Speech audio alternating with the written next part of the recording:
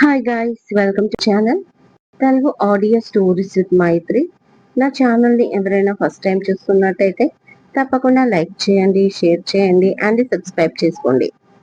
నా ఇష్టసకి పార్ట్ 46. ఇక లేట్ చేయకుండా స్టోరీలోకి వెళ్ళిపోదాం. నన్ను అనుమానించారు, అవమానించారు. నేను అంజలికి ఎలాంటి సహాయం చేయలేదు. ఇప్పుడు కూడా నేను అంజలికి సహాయం చెయ్యాలి అనుకోవడం లేదు. నేను జస్ట్ నా స్నేహితుడైన వైభవ్ని విడిపించాలి అనుకున్నాను. అతనికి మీ వల్ల ప్రమాదమని ఒక పర్సన్ వచ్చి చెప్పారు. అది అంజలి కాదు, కానీ మీరు నమ్మరు. వైభవ్ని వదిలేయ్యారు. ఇంకా మీ పెళ్లి టైంకి అంజలి మిస్ అయిందని మీ నానమ్మ కోసం అవసరానికి నన్ను వాడుకున్నారు. నా పైన దౌర్జన్యం చేస్తారు, అనుమానం వస్తే కొడతారు. అలాంటప్పుడు నేనెందుకు మీరు చెప్పినట్లు వినాలి? మీరు ఎందుకు వచ్చారు ఇక్కడికి? ఎందుకు మా వాళ్లకు అబద్ధాలు చెప్తున్నారు అని కోపంగా అరుస్తుంది ఇషిక. తీసుకెళ్లడానికి వచ్చాను అని చెప్పాను కదా. సేమ్ క్వశ్చన్ రిపీట్ చెయ్యకు. నాకు అసలే ఇరిటేషన్.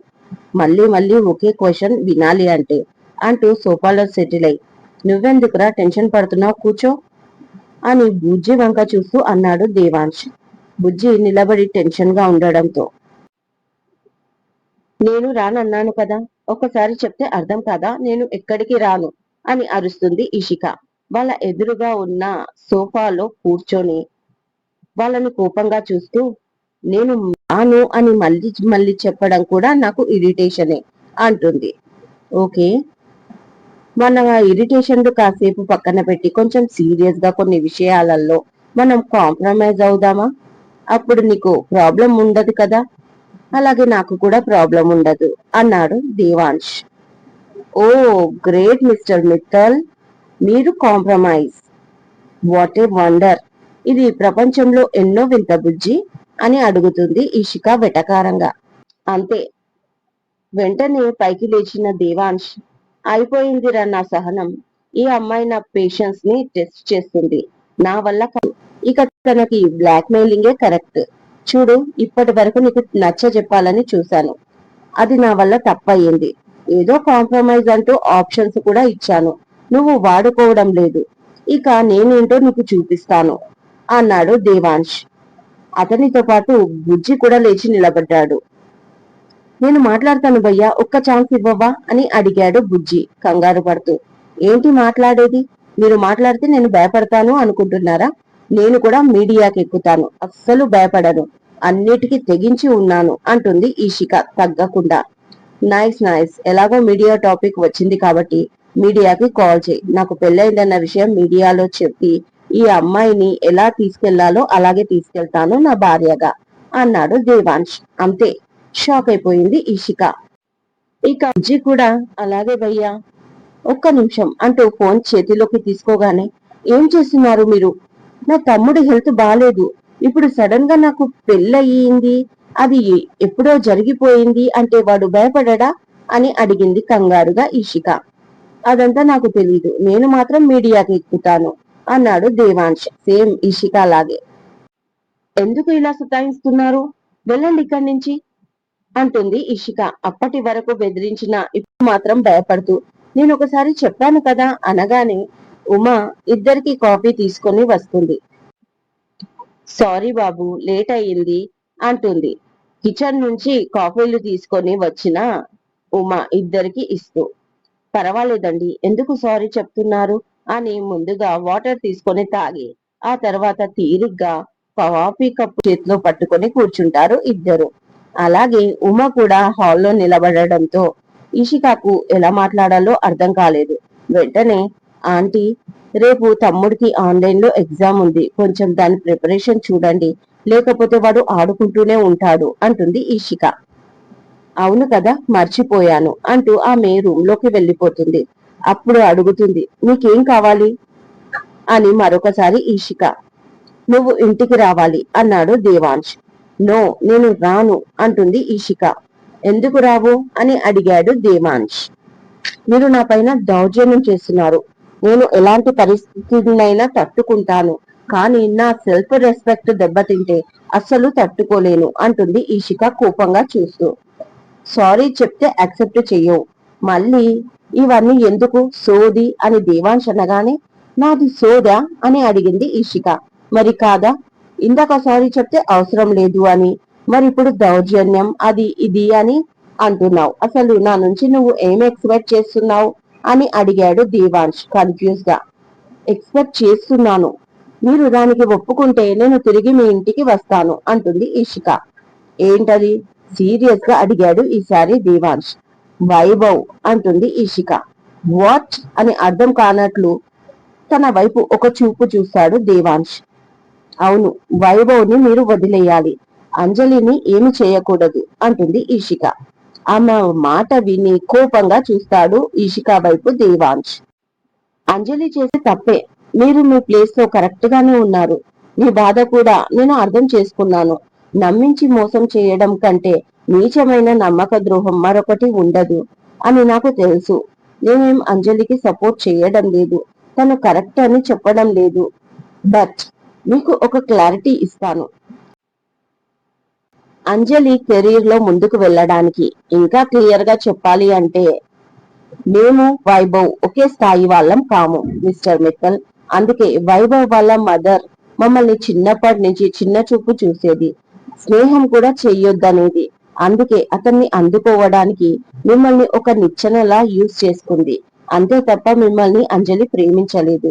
మీరు ప్రేమ అనే భ్రమలో ఉండి తనపై కక్ష పెట్టుకున్నారు. తప్పే ప్రేమ పేరుతో మిమ్మల్ని మోసం చేయడం. కానీ ఇప్పుడు వాళ్ళని విడదీసి కూడా మీరు తనని ఎంత ఇష్టపడుతున్నారో అలాగే అంజలి కూడా మిమ్మల్ని తిరిగి ఇష్టపడేలా చేసుకోగలరా? కాదు కదా. సో ప్లీజ్ మిస్టర్ మిత్తల్, నా మాట విని వైభవ్ ని వదిలేయండి. అంజలి వైభవ్ ని కలిసి ఉండనివ్వండి అంటూ రెండు చేతులు జోడించింది ఇషిక. ఇక తనని అలాగే చూస్తున్నాడు దేవాంశ్. అసలు ఇషికని ఎలా అర్థం చేసుకోవాలో దేవాంశ్ కి అర్థం కాలేదు. ఇప్పటి వరకు అంజలికి సహాయం చెయ్యలేను, అంజలికి నాకు ఎలాంటి సంబంధం లేదు అంటూనే ఇప్పుడు వాళ్ళ వైపు స్టాండ్ తీసుకొని వాళ్ళ సేఫ్టీ కోసం పాటుపడుతుంది.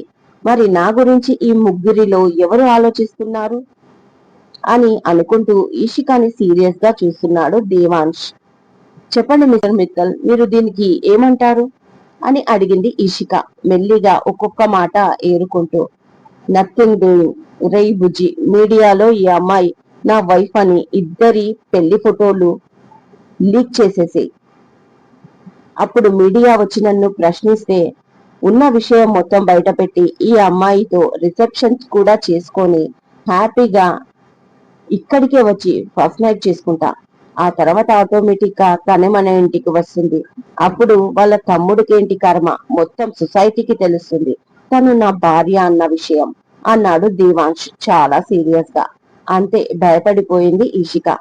ఇంత సీరియస్ గా డిసిజన్లు ఎందుకు తీసుకుంటున్నారు? ఏదో అవసరం కోసం నన్ను పెళ్లి చేసుకున్నారు. నాతో లైఫ్ టైం మీరు కలిసి ఉంటారా? మీరు కలిసి ఉన్నా నేను ఉండాలి కదా. మీకు నాకు చాలా తేడా ఉంది మిస్టర్ మిత్తల్. మీ లైఫ్ స్టైల్ కి నా మిడిల్ క్లాస్ మెంటాలిటీకి చాలా వ్యత్యాసం ఉంది. మీ నానమ్మ ప్రాణం కోసం ఇంకా మీ ఇంటి పరువు కోసమే కదా నన్ను పెళ్లి చేసుకున్నది. మళ్ళీ ఇదంతా ఏంటి? ఈసారి ఏడుస్తూ అడిగింది ఇషిక. అందుకే సోది అనేది. ముఖ్యంగా ఏడ్చే వాళ్ళంటే నాకు అస్సలు నచ్చరు. ఇప్పుడు ఏంటి? నువ్వు ఇంటికి రావాలి అంటే నువ్వు చెప్పే కండిషన్స్ కి నేను ఒప్పుకోవాలా అని అడిగాడు దేవాంశ్. అలాంటిదే అనుకోండి మిస్టర్ మిత్తల్, ప్లీజ్. జరిగిన దాంట్లో వైభవ్ తప్పు ఏమీ లేదు, అంతా చేసింది అంజలి. సేమ్ టైం కరెక్ట్ గా ఆలోచిస్తే వాళ్ళిద్దరూ కలిసి బ్రతకాలి అనుకుంటున్నారు, ఒకరినొకరు ఇష్టపడుతున్నారు కూడా. కాబట్టి వాళ్ళని విడదీయకుండా వదిలేయడం బెటర్. అంజలి మిమ్మల్ని మోసం చేయడం మాత్రమే కాదు, వదులుకొని కూడా చాలా తప్పు చేసింది. మీలాంటి మంచి వ్యక్తి, మంచి ఫ్యామిలీని అసలు తను ఎందుకు వదులుకుందో కూడా నాకు అర్థం కావడం లేదు. నాకు తెలిసి అంజలి అంత పిచ్చి అమ్మాయిని నేను ఎక్కడా చూడలేదు. సేమ్ టైం ఆ అమ్మాయి కూడా మీకు సెట్ అవ్వదు. ప్లీజ్ మిస్టర్ మిత్తల్, మీకు ఎలాంటి అమ్మాయి కావాలి అంటే మీ ఆలోచనలకు అనుకూలంగా మీ ఫ్యామిలీని తనది అనుకునే అమ్మాయి కావాలి. తను ఎక్కడో ఒక చోట ఉండే ఉంటుంది, కాకపోతే తను ఇంకా మీకు తారసపడలేదు అంతే. ఆ టైం వచ్చినప్పుడు ఆ అమ్మాయి మిమ్మల్ని వెతుక్కుంటూ వస్తుంది. అప్పటి వరకు ప్లీజ్ మిస్టర్ మిత్తల్, మీరు ఏం చెప్పినా నేను వింటాను. ముందు వైభవ్ ని వదిలేయండి ప్లీజ్ అంటూ మరొకసారి చేతులు జోడించింది ఇషిక. ఓహ్, నాకు ఎవరూ లేరు ఈ ప్రపంచంలో అంటూనే తనకు తెలిసిన వాళ్ళందరికీ సహాయం చేయాలి అనుకుంటుంది ఇషిక అని దేవాంశ్ అనగానే, ఇలాంటి పిచ్చి అమ్మాయిని కూడా నేను ఎక్కడా చూడలేదు అన్నాడు పక్క నుంచి బుజ్జి. వెంటనే బుజ్జిని కోపంగా చూసి, ఆల్ రైట్, అంజలి గురించి నాకు ఏమీ తెలీదు, తను ఎక్కడుందో ఏం చేస్తుందో కూడా తెలీదు అని దేవాంశ్ అనగానే, తన గురించి తెలుసుకోవాలనే కదా వైభవ్ ని మీరు కిడ్నాప్ చేసింది అంటూ పాయింట్ పట్టుకొని లాగింది ఈషిక. చాలా తెలివైన దానివి, ఒప్పుకుంటాను అన్నాడు ఈషికాని చూస్తూ దేవాంశ్. ప్లీజ్ మిస్టర్ మిత్తల్ అని ఇషిక అనగానే, ఆల్ రైట్, నీ కండిషన్స్ నాకు నచ్చకపోయినా మా నాన్నమ్మ కోసం తప్పట్లేదు. నువ్వు కూడా టైం చూసి దెబ్బ కొడుతున్నావు, దీనికి కూడా నువ్వు అనుభవిస్తావు, తర్వాత చెప్తా నీ పని అన్నాడు దేవాంశ్. అతని మాటకి హాయిగా నవ్వేసింది ఈషిత. అమ్మయ్య, మొత్తానికి ఒప్పుకున్నాడు అని మనసులో అనుకుంటూ. ఆమె నవ్వుని చూస్తే చాలా రిలాక్స్ గా అయిపోయాడు దేవాంశ్. కొద్ది రోజులుగా ఉన్న టెన్షన్ అంతా ఒక్కసారిగా ఎగిరిపోయినట్లుగా అనిపించింది అతనికి. మీరు వైభవ్ని వదిలేస్తున్నారు, అది చాలు, టుమారో ఈవినింగ్ నేను వచ్చేస్తాను ఆఫీస్ నుంచి అంటుంది నవ్వుతూ ఈషిక. ఇన్ని రోజులుగా ఏదో పోగొట్టుకున్నట్లు ఉన్న అతని మనసుకి ఏం దొరికిందో కూడా తెలియదు, కానీ ఎందుకో ఆ క్షణం హాయిగా అనిపించింది. అది ఇషిక వస్తా అన్నందుక లేక వేరే కారణమా ఏంటో తెలియదు, కానీ బాగుంది ఈ ఫీలింగ్ అనుకుంటూ, నో, ఆఫీస్ నుంచి కాదు, ఇప్పుడే ఇక్కడి నుంచి మనం స్టార్ట్ అవుతున్నాం, అండ్ సేమ్ టైం మీ తమ్ముడిని కూడా నీతో తీసుకొని వస్తున్నావు అన్నాడు దేవాంశ్. ఇక కంగారు పడిపోయింది ఈషిక. నేను వస్తున్నాను కదా, ఇంకా రాకీ ఎందుకు, వాడు ఇక్కడే ఉంటాడు, నేను అప్పుడప్పుడు వచ్చి కలుస్తాను ఎప్పటిలాగా అంటుంది ఫాస్ట్ ఫాస్ట్ గా ఈషిక. దాంతో సూటిగా ఒక చూపు చూస్తాడు. తను సీరియస్ గా ఉండడంతో ఇంకా కంగారు పడిపోయింది ఇషిక. ఇప్పుడే డీల్ కి ఓకే చేశాడు, మళ్ళీ అంతలోనే ఆయనకి కోపం తెప్పించడం అవసరమా బాబీ? నా మాట విని ఒప్పేసుకోండి అన్నాడు పక్క నుంచి బుజ్జి. అది కాదు బుజ్జి, ఇప్పుడు నేను వాడికి ఏమని చెప్పాలి? నేను ఇక్కడ ఉంటున్నట్లుగా అక్కడ ఉండను కదా, ఆ ఇంట్లో నేను కోడలుగా ఉండాల్సి వస్తుంది. అలాంటప్పుడు నా పెళ్లి విషయం వాడికి తెలుస్తుంది. అప్పుడు ఏమని సమాధానం చెప్పాలి వాడికి? ఉమా ఆంటీకి కూడా చెప్పాలి. మా తమ్ముడు నా గురించి తప్పుగా అనుకుంటాడు కదా, ఏదైనా తెలిస్తే. నేను వాడిని పెంచి పెద్ద చేస్తున్నాను, ఇప్పుడు నేనే సంస్కారం లేకుండా ప్రవర్తిస్తే ఇక వాడికెవరు నేర్పిస్తారు సంస్కారం అంటుంది తలదించుకొని ఈషిక మెల్లిగా. ఆమె అలా తలదించుకోవడం ఎందుకో బాధ అనిపించింది దేవాంశ్కి. నువ్వు తల దించుకునే సంస్కారం లేనంత తప్పు ఏమి చెయ్యలేదు ఈషిక అనగానే తలెత్తి దేవాన్ని చూస్తుంది. కొత్తగా కనిపిస్తున్నాడు అతను. ఎప్పుడు తనని తిట్టడం, టీజ్ చేయడం కాకుండా మొదటిసారి తన గురించి తన ముందు పాజిటివ్ గా మాట్లాడాడు అని ఆశ్చర్యంగా అతని కళ్ళలోకి చూసింది.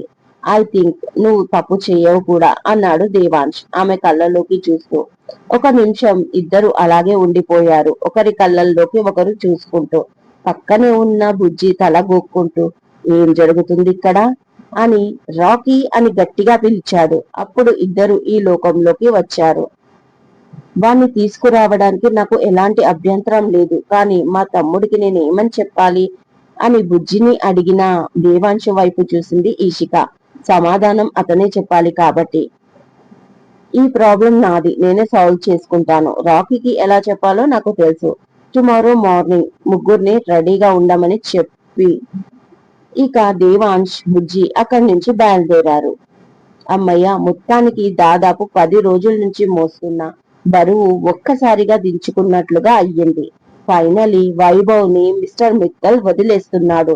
ఇది కదా హ్యాపీ న్యూస్ అని మనసులో అనుకుంటూ వెళ్లి ఫోన్ తీసుకొని ఎవరికో కాల్ చేసింది ఈషిక. లిఫ్ట్ చేయగానే, హా చెప్పు బేటా, ఏమైనా మాట్లాడావా దేవాతో అని అడిగాడు ఆత్రంగా హరి. నా ప్రయత్నం ఫలించింది అంకుల్, వైభవ్ ని వదిలేయడానికి ఒప్పుకున్నాడు. అండ్ సేమ్ టైం ఇక పైన అంజలిని కూడా ఏమీ అనకూడదు అని అయితే చెప్పాను. చూడాలి రెండోదైతే జరుగుతుందో లేదో, కానీ అంకుల్ మొదటిది మాత్రం గ్యారంటీగా జరుగుతుంది. అంజలి దేవాంశికి నమ్మక ద్రోహం చేసింది అంకుల్. ఒక వ్యక్తిని నమ్మించి మోసం చేయడం తప్పే కదా. ప్రస్తుతానికి అయితే వైభవ్ మాత్రం బయటికి వచ్చేస్తాడు. మీరు అసలు దిగులు పడకండి అంటుంది ఈషిక. ఈషిక, నాకు నీ మీద చాలా నమ్మకం. ఒకవైపు దేవాంశ్ ని పెళ్లి చేసుకునే నాటకంలో నువ్వు చాలా సఫర్ అవుతూ కూడా నాకు హెల్ప్ చేస్తున్నావు. ఒక తండ్రికి ఉన్న భయం బాధని ఒక్కసారిగా తుడిచేశావు నువ్వు. ఇప్పుడు నాకు చాలా రిలీఫ్ గా ఉంది ఈషిక. నీ మేలు ఈ జన్మలో మర్చిపోలేను. నీకు ఎప్పుడన్నా సహాయం అవసరమైతే, సారీ ఇలా అంటున్నానని ఏమీ అనుకోకు. నీకున్న సమస్యలన్నీ త్వరలో సాల్వ్ అయి నువ్వు ప్రశాంతంగా బ్రతకాలి నీ తమ్ముడితో అని ఆ దేవుణ్ణి కోరుకుంటున్నాను. బట్ ఎప్పుడైనా ఏదైనా అవసరమైతే తప్పకుండా ఈ అంకుల్ ఉన్నాడని నన్ను తలుచుకో. అర్ధరాత్రి అపరాత్రి అయినా పర్వాలేదురా, నేనున్నాను మా నీకు అన్నాడు ప్రేమగా హరి. దాంతో చాలా ఎమోషనల్ అయిపోయింది ఈషిక. అలా అనగానే ముందు తన తండ్రి, ఆ తర్వాత మామయ్య గుర్తుకొచ్చాడు ఆమెకి. నేనున్నాను అనే మాట వినగానే ఇక వెంటనే నవ్వుతూ, ఓకే అంకుల్, నేను కూడా టుమారో మిట్టల్ మెన్షన్ కి వెళ్ళాలి అంటుంది కన్నీళ్లు నిండిన కళ్ళతో ఈషిక. ఇప్పుడు తమ్ముడికి ఎలా ఉంది అని అడిగాడు హరి. పర్లేదు అంకుల్, బానే ఉన్నాడు అంటుంది ఈషిక. అతనికి వైభవ్ విషయంలో దేవాంశ్ ఈషికాకు రీసెంట్ గా గొడవ జరిగిన విషయం తెలీదు. ఆ రోజు హరి ఈషికాని ఆఫీస్ లో కలిశాక ఒకసారి పర్సనల్ గా ఈషికాకు కాల్ చేసి అంజలి చేసిన మోసం గురించి తెలిసి తన కజిన్ అయిన నిన్ను తన సెక్రటరీగా ఎలా పెట్టుకున్నాడు అని అడిగాడు. దాంతో ఈషిక ఏమీ దాచకుండా అంజలి వల్లనే ఈ పరిస్థితుల్లో తను ఉన్నానంటూ ఏ విషయం దాచకుండా వాళ్ళ మధ్య జరిగిందంతా చెప్పుకొచ్చింది హరికి ఈషిక. దాంతో షాక్ అయిన హరి, అంజలి నీకు ఎప్పుడూ ఉపయోగపడలేదు. పైగా తన బాధ్యత అయినా తన తమ్ముణ్ణి కూడా నీ మీదే వదిలేసింది. అంజలి వల్లే దేవాంశ్ వల్ల నీకు చాలా ప్రాబ్లమ్స్ వచ్చాయి. నువ్వు వీటిని ఎదుర్కోవడానికి ధైర్యాన్ని శక్తి ఇవ్వమని ఆ దేవుణ్ణి నేను కోరుకుంటున్నాను. ఎందుకంటే దేవ్ చాలా బలమైన వ్యక్తి. అతనితో పగే కాదు, పెళ్లి కూడా ప్రమాదమే. అలాంటిది ఒక పగతో నిన్ను పెళ్లి చేసుకున్నాడు. నువ్వు ఎలా ఫేస్ చేస్తున్నావో ఈషిక అన్నాడు హరి. అంజలి చేసిన మోసం వల్లే తను ఈ పరిస్థితి అనుభవించాల్సి వస్తుంది అంటూ ఏడ్చింది ఈషిక. ఇది జరిగాక ఇక హోటల్లో ఎప్పుడైతే కరిష్మా వచ్చి అంజలి వైభవ్ తో వెళ్లిపోయిందని అది తెలిసిన దేవాంశ్ వైభవ్ ని కిడ్నాప్ చేశాడు అని కన్ఫర్మ్ గా చెప్పిందో, ఇక అప్పుడు దేవాంశ్ తో మాట్లాడాలి అనుకుంది ఈషిక. ఆ తర్వాత దేవాంశ్ కోప్పడడం, తన పైన చెయ్యి చేసుకోవడం, తను ఫ్లాట్ కి వెళ్లిపోవడం జరిగిపోయాయి. ఈ టైంలో హరి ఈషికకు కాల్ చేస్తే తమ్ముణ్ణి చూడ్డానికి వచ్చాను అని అబద్ధం చెప్పింది. అక్కడికి వెళ్ళాక వైభవ్ గురించి దేవాంశ్ తో మాట్లాడతాను అని కూడా చెప్పింది. కానీ వాళ్ళ మధ్య జరిగిన గొడవ చెప్పలేదు. ఫైనలీ వైభవ్ వచ్చేస్తాడు అని ఇప్పుడు కాల్ చేసి చెప్పింది ఈషిక. నేను ఎక్కడికి రాను అంటున్నాడు రాకీ. ఇప్పటికీ తను అలా అనడం 100సారి. లేదు నాన్న, అక్కడ నీకు బాగుంటుంది అంటుంది ఈషిక. లేదు అక్క, నాకు ఇక్కడ ఫ్రెండ్స్ ఉన్నారు, ఆడుకుంటాను. అక్కడ ఎవరు ఉన్నారు, నేను అలోన్ అయిపోతాను. నువ్వు ఆఫీస్ కి వెళ్ళిపోతే ఎన్నిసార్లు స్కూల్ అడ్మిషన్ ఇప్పించు అంటే ఆన్లైన్ క్లాసెస్ అంటావు. నన్ను అందరి పిల్లల్లా ఎందుకు ఉండనివ్వవు అంటూ మళ్ళీ ఆమెను ఎదురు ప్రశ్నిస్తున్నాడు మార్నింగ్ నుంచి.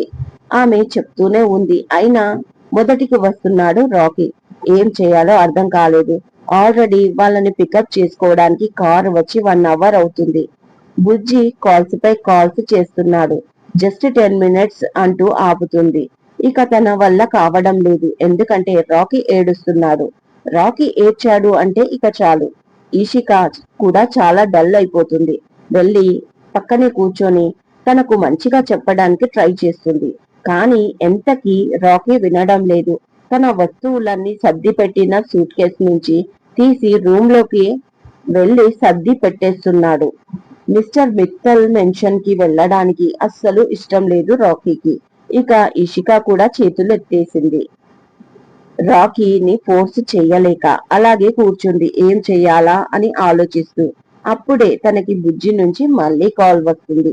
లిఫ్ట్ చేసిన ఇషిక, సారీ బుజ్జి, ఇవాళ రాలేను. మార్నింగ్ సడన్ గా రాకీకి చెప్పడంతో వాడు అప్సెట్ గా ఉన్నాడు. అసలు రాను అని ఏడుస్తున్నాడు. వాడిని ఏడిపించడం నాకు ఇష్టం లేదు. ప్లీజ్ అర్థం చేసుకో. ఇవాల్టికి వాడికి నచ్చజెప్పి రేపు నేను తప్పకుండా అని ఇషిక అంటుండగా అటువైపు నుంచి సీరియస్ గా ఒక వాయిస్ వినిపించింది. అది దేవాంశిది. Oh sorry Mr Mittal, Rocky అని ఇషిక అనగానే okay Ishika, I will come there అంటూ కాల్ కట్ చేశాడు దేవాంశ్. ఓఫ్ అని రాకీ వైపు చూసింది. నేను ఎక్కడికి రాను అని సేమ్ డైలాగ్ మళ్ళీ చెప్పాడు ఇషిక వైపు చూస్తూ రాకీ. ఇదండి ఇవాళటి ఎపిసోడ్. ఈ ఎపిసోడ్ మీకు నచ్చినట్టు అయితే నాకు కామెంట్ లో చెప్పండి. అలాగే లైక్ చేయండి, షేర్ చేయండి, హైప్ ఇవ్వండి, సబ్స్క్రైబ్ చేసుకోండి నా ఛానల్ ని. మరొక మంచి ఎపిసోడ్ తో మీ ముందు ఉంటాను. మైత్రి.